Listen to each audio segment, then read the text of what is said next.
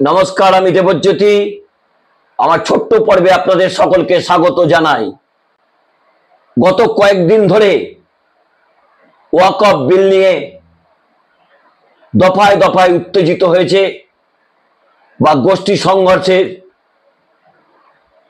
চিত্র দেখা গেছে উত্তরবঙ্গের মালদা, মুর্শিদাবাদ এবং দক্ষিণ 24 পরগনার ভাঙড়, বাসন্তী এবং ক্যানিংয়ে। সেখানে রাজ্যের মুখ্যমন্ত্রী মমতা বন্দ্যোপাধ্যায় সংখ্যালঘুর অনুষ্ঠানে কড়া বার্তা দিলেন। কেন্দ্রের ভূমিকায় তিনি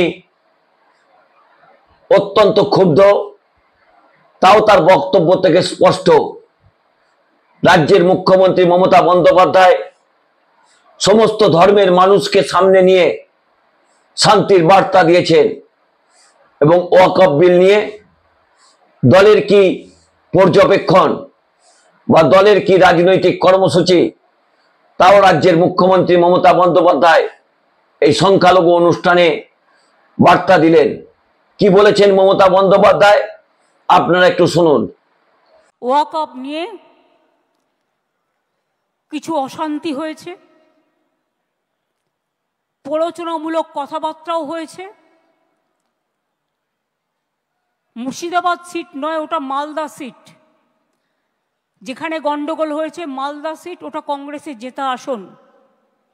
জেতবার সময় তারা জিতবে, আর দাঙ্গা হলে তখন রাস্তায় বেরোবে না, কন্ট্রোল করবে না।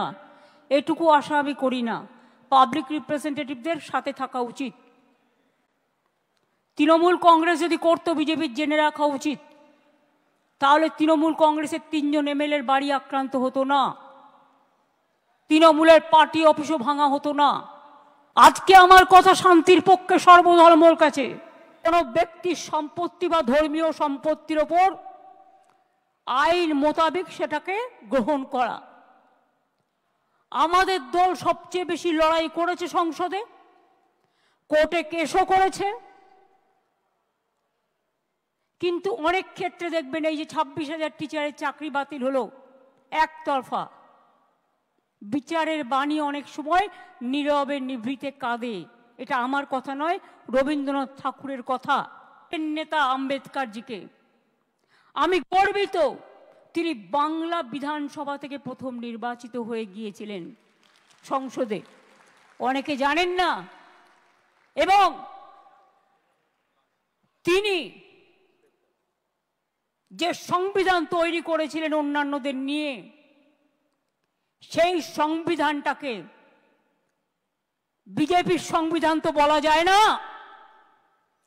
ভারতবর্ষের সংবিধান বলা হয়, ইন্ডিয়ার সংবিধান বলা হয়। তো আপনারা ক্ষমতায় এসে এই 10 বছর ধরে কি করছেন? आप लोग फेक न्यूज छपाता है, फेक न्यूज छड़ाते हैं। और गद्दी मीडिया को, हम बंगाल को मीडिया को नहीं कहता, वो तो ठीक है 70-30 हो सकता है, लेकिन बाहर से लेके आया 2-3 मीडिया जिसका रुपया बीजेपी पार्टी खुद देता है, बाहर से भी उसका संपर्क है, वो आके झूठा वीडियो दिखाता है, फेक वीडियो दिखाता है। हमने पकड़ लिया, 8 वीडियो भेजा, जो 8 वीडियो कोई कर्नाटका का है, कोई उत्तर प्रदेश का है, कोई बिहार का है, कोई राजस्थान का है, और आप बंगाल का नाम पे बदनाम करते हैं। सब होना चाहिए। क्या सोचता है? আমি আপনাদের বলবো, ইমাম সাহেবরা, আপনাদের আমরা অনেক শ্রদ্ধা করি, পুরোহিতদের আমরা অনেক শ্রদ্ধা করি, আমরা সর্বধর্ম সমন্বয়ে বিশ্বাস করি, আমরা রামকৃষ্ণ পরমহংসদেবকে বিশ্বাস করি, আমি স্বামী বিবেকানন্দকে বিশ্বাস করি, আমি রবীন্দ্র নজরুলকে বিশ্বাস করি। বাংলা স্বাধীনতা আন্দোলনের জন্ম দিয়েছে, বাংলার নবজাগরণের জন্ম দিয়েছে। বাংলার মাটিতে বিজেপির কথায় উত্তেজিত হয়ে প্লিজ দয়া করে হাত জোর করে বলছি, অশান্তি কেউ করতে চাইলে তাকে কন্ট্রোল করুন। যদি আপনাদের একটুও বিশ্বাস থাকে, যদি একটुओ भरोसा থাকে, अगर आपको कोई विश्वास मुझ पे है, मैं हर धर्म का बात करते हैं। जब आप काली टेम्पल नया से बनाते हैं तो अब बीजेपी कहा जाता है, जब दुर्गा पूजा करते हैं वो कहते हैं हम करने नहीं देता। घर घर में सरस्वती पूजा होता है, वो कहते हैं हम नहीं करने देता। हर धर्म को श्रद्धा होना चाहिए सबको, हर धर्म का लिए श्रद्धा बनाए, यही हमारा परंपरा है। वो कौन थे जो आजादी का लड़ाई किए थे? नेताजी सुभाष चंद्र बोस। आज तक किसी को पता नहीं हुआ उसका कहा हुआ क्या हुआ। दुख का बात है, शर्म का बात है। जिनका राइट हैंड शाहनवाज खान था, गांधी जी ने जब लड़ाई किया था, जब फ्रीडम एट मिडनाइट हो रहा था दिल्ली में, तो गांधी जी ने खुद बेलेघाटा में गांधी भवन में कलकत्ता में बैठे रहे, जैसे कोई कम्युनल राइट्स ना हो, सब शांति से रहे। वो लोग कौन थे? जब देश में आजादी का लड़ाई हुआ तो रविंद्रनाथ टैगोर ने गाना गाया, जब देश को टुकड़ा करने चाहा बांग्ला को, कि बांग्लार माटी बांग्लार जल, बांग्लार वायु बांग्लार फल, पूर्ण हो खे भगवान। और इकबाल ने कहा गया था, सारे जहां से अच्छा हिंदुस्तान हमारा। हर धर्म का आदमी, हर परंपरा का आदमी देश में आजादी का लड़ाई लड़े और देश में डेवलपमेंट का उसका भी हिस्सा है। 26 ধারায় যে কোনো ধর্মের তার নিজস্ব ধর্ম পালনের স্বাধীনতা এবং সেই উদ্দেশ্যে সম্পত্তি অর্জন ও রক্ষণাবেক্ষণের অধিকার দেয়া হয়েছে। আপনি আমার অধিকার কেড়ে নিচ্ছেন, আপনি রাম রহিম সবারই অধিকার কাটছেন। এটা কি আপনার এখতিয়ারের মধ্যে পড়ে? পড়ে না। গায়ের জোর আমি এখনো চ্যালেঞ্জ করে বলছি গভর্নমেন্ট অফ ইন্ডিয়া, আপনি why you are so hurried? আপনি বাংলাদেশের পরিস্থিতি জানেন না? Bengal is the border of Bangladesh, Nepal, Bhutan, Sri Lanka. আপনি ইউনুসের সাথে গোপন মিটিং করুন, চুক্তি করুন, দেশের ভালো হলে খুশি হব, কিন্তু আপনার প্ল্যানটা কি? আপনাদের প্ল্যানিংটা কি? কোন এজেন্সির মাধ্যমে ওখান থেকে লোক নিয়ে এসে দাঙ্গা করা? কালকে আমি একটা এএনআই টুইট দেখলাম, হোম মিনিস্ট্রি সোর্সকে কোট করে বলেছে এইরকম করেই ওরা দেয়। তাকে আমি দোষ দিচ্ছি না,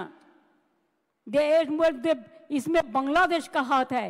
अगर हाथ है तो इसको जमींदारी तो सेंट्रल गवर्नमेंट का है कि बीएसएफ बॉर्डर संभालते हैं, हम नहीं संभालते हैं। ये अधिकार हमारा पास नहीं है। स्टेट गवर्नमेंट का पास बॉर्डर संभालने का अधिकार नहीं है। तो आपने क्यों अलाउ किया? क्यों अलाउ किया? क्यों बीजेपी का बाहर से आदमी आके आप गड़बड़ करके भाग गया? कोई फेद आपको देना पड़ेगा। आप चाहते हैं पोलराइजेशन करने के लिए, हिंदू और मुस्लिम में भागाभागी करने के लिए। आप चाहते हैं क्या आपका जुमला सरकार खाली कहे हम हिंदू का है, हिंदू का है और कोई धर्म का नहीं है। आप सिख का बारे में कहो, सिख आपको छोड़ेगा। शेड्यूल कास्ट का बारे में कहो, शेड्यूल कास्ट आपको छोड़ेगा। ट्राइबल का बारे में कहो, ट्राइबल आपको छोड़ेगा। जितना भी आईटी सेक्टर है उसका, वो सब अमित शाह का कंपनी ज्यादा है। ये आप लोग को ध्यान होना चाहिए, उसका इसका साथ बराबर संपर्क है। मैं पहले कभी नाम नहीं लिया उनका, लेकिन अगर होम मिनिस्ट्री खुद कालिदासेर मतो जे गाছে বসে আছে সেই গাছের ডাল যদি ভাঙে তাহলে তো বলতে হবেই ভাই, কিচ্ছু করার নেই। इतना जल्दीबाजी आपका क्यों है? आप तो प्राइम मिनिस्टर कभी नहीं बनेंगे। मोदी जी चला जाने के बाद आप क्या करेंगे? आपको तो আপনাকে তো হামাগুড়ি দিতে হবে। সবচেয়ে দেশের ক্ষতি করেছেন আপনি। মোদিজিকে আমি রিকোয়েস্ট করব, দয়া করে লোকটাকে কন্ট্রোল করুন। সমস্ত এজেন্সিকে দিয়ে দিয়েছেন ওনার হাতে, আর উনি সমস্ত প্ল্যান তৈরি করছেন। রাষ্ট্রপতির কাছে টাইম চান, আপনারা সংগঠন থেকে অ্যাপয়েন্টমেন্ট করুন। দরকার হলে ট্রেনে যান, দরকার হলে প্লেনে যান, দরকার হলে অ্যাপয়েন্টমেন্ট করুন, করে আপনাদের প্রতিবাদ জানান।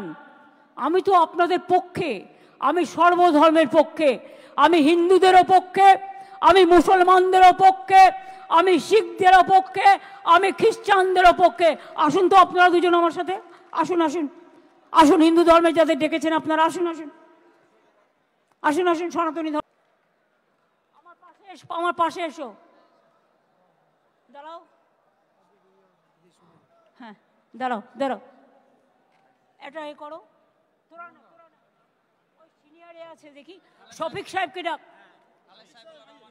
হ্যাঁ তুমি এসো, আসুন আস্তে আস্তে, সবাইকে না দাঁড়ান, একসাথে থাকুন। আচ্ছা ঠিক আছে, এসো, আ যাও। আচ্ছা আপনি এখানে আসুন, তুমিও যাও, আপনিও পাশে যান। তো সাহেব ওকে একটু জায়গা দিন, একটু বাঁ দিকে জায়গা দিন, জায়গা দিন। হ্যাঁ এদিকে আসুন, আপনি এখানে থাকুন, পেছনে সবাইকে না।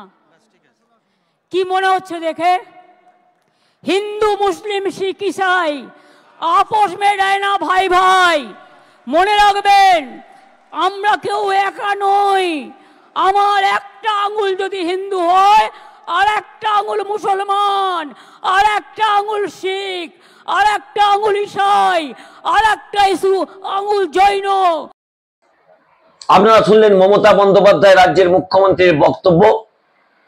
মমতা বন্দ্যোপাধ্যায় যেটা বারবার বলার চেষ্টা করছেন, সংখ্যাধিক্যের কারণে তারা রাজ্যসভা এবং লোকসভাতে এই ওয়াকফ বিলকে পাস করিয়েছে, তাতে তাদের দলের রাজনৈতিক ভূমিকা কি হবে তাও মমতা বন্দ্যোপাধ্যায় স্পষ্ট করে দিয়েছেন।